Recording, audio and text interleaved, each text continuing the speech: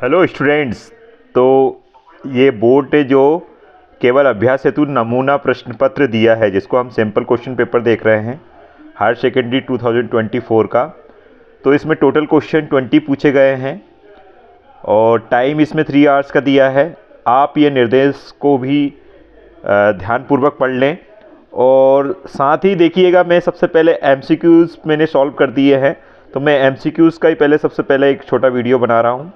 देखिए, सबसे पहला क्वेश्चन है, एक कूलम आवेश में इलेक्ट्रॉनों की संख्या क्या होती है। तो आपको ध्यान रखना है क्वांटीकरण का सिद्धांत क्या होता है, Q बराबर N, जिसमें N है इलेक्ट्रॉनों की संख्या। तो N को वन साइड रहने दीजिएगा, जैसा कि मैंने यहाँ पर रखा है, और 1 कूलम डिवाइडेड बाय E का मान आपको पता है 1.6 इंटू 10⁻⁻19 होता है कूलम। तो ये कूलम से कूलम कैंसिल हो जाएगा और ऐसे करके देखेंगे आप संख्या, तो 6.25 इंटू 10⁻18 आ जाएगी। यह इलेक्ट्रॉनों की संख्या होगी। दूसरा क्वेश्चन हमारा बोल रहा है, किसी चालक में धारा का प्रवाह होता है।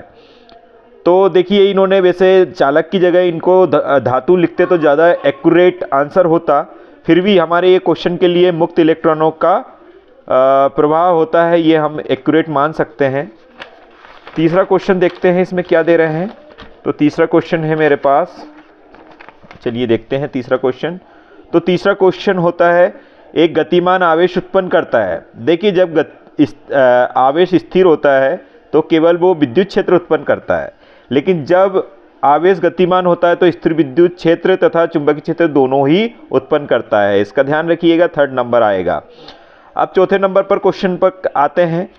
क्वेश्चन नंबर 4th क्या है, इसमें लेंज का नियम आधारित है। तो बच्चों, आपको पता है कि लेंज का नियम जो आधारित होता है वो ऊर्जा संरक्षण नियम पर आधारित होता है, क्योंकि इसमें जो गतिज ऊर्जा जो होती है या मैकेनिकल एनर्जी जिसको हम बोलते हैं, कुल ऊर्जा जो होती है, यांत्रिक ऊर्जा जिसको कहेंगे, वही चुंबकीय ऊर्जा विद्युत ऊर्जा में परिवर्तित होती है। फिर से कहूँगा मैं आपसे कि जो यांत्रिक ऊर्जा है, मैग्नेट को मूव कराने के लिए जो ऊर्जा लगती है, जिसको हम यांत्रिक ऊर्जा कहते हैं, यही ऊर्जा विद्युत ऊर्जा मतलब करंट बनाने के लिए उत्तरदायित्व होती है। तो हम कह सकते हैं ऊर्जा संरक्षण नियम पर। इसके बाद में ई नंबर पर आते हैं, मतलब 5वें नंबर पर।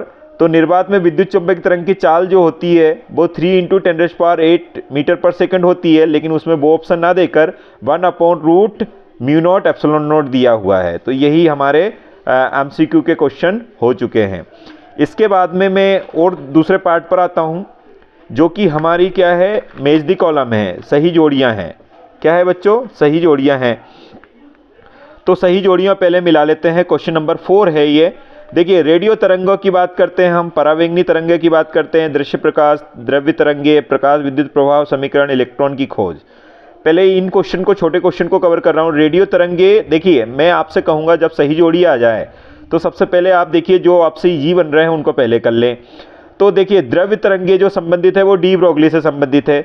तो पहले तो द्रव्य तरंगों को आप किससे मैच कर दें बेटा, डी ब्रोगली से कर दें।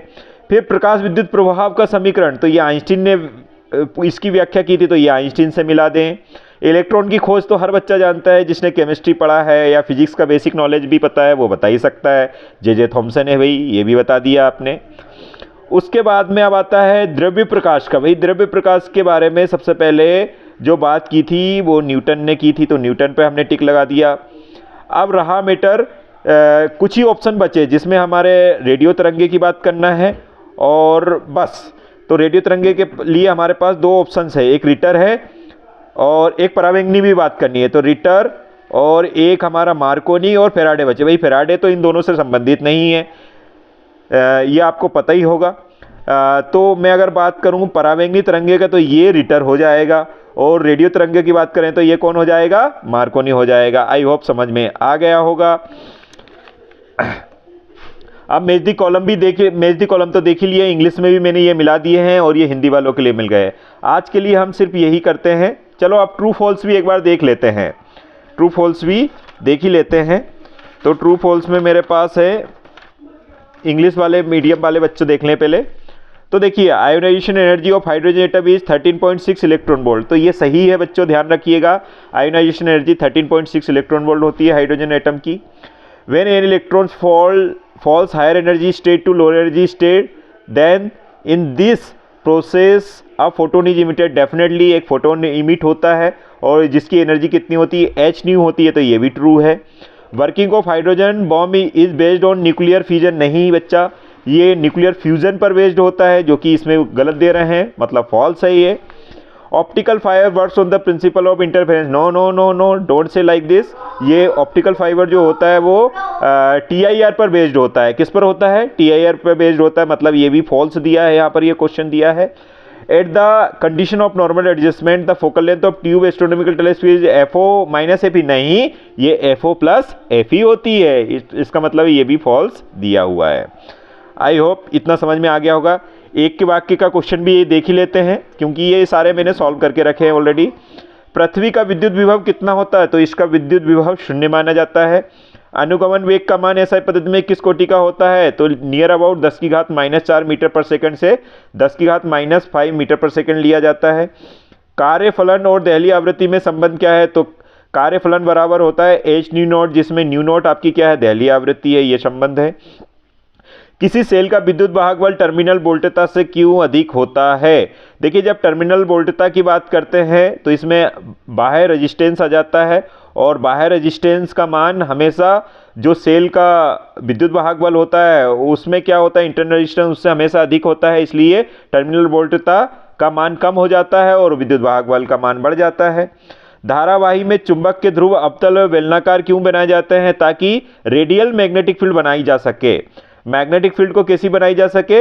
रेडियल बनाई जा सके, यूनिफॉर्म बनाया जा सके, इसलिए वो अवतल और बेलनाकार लिए जाते हैं, स्ट्रॉन्ग भी रहे, मजबूत, मतलब ज़्यादा स्ट्रॉन्ग मैग्नेटिक फील्ड बन पाए। सो आई होप इतना समझ में आ गया होगा। Thank you.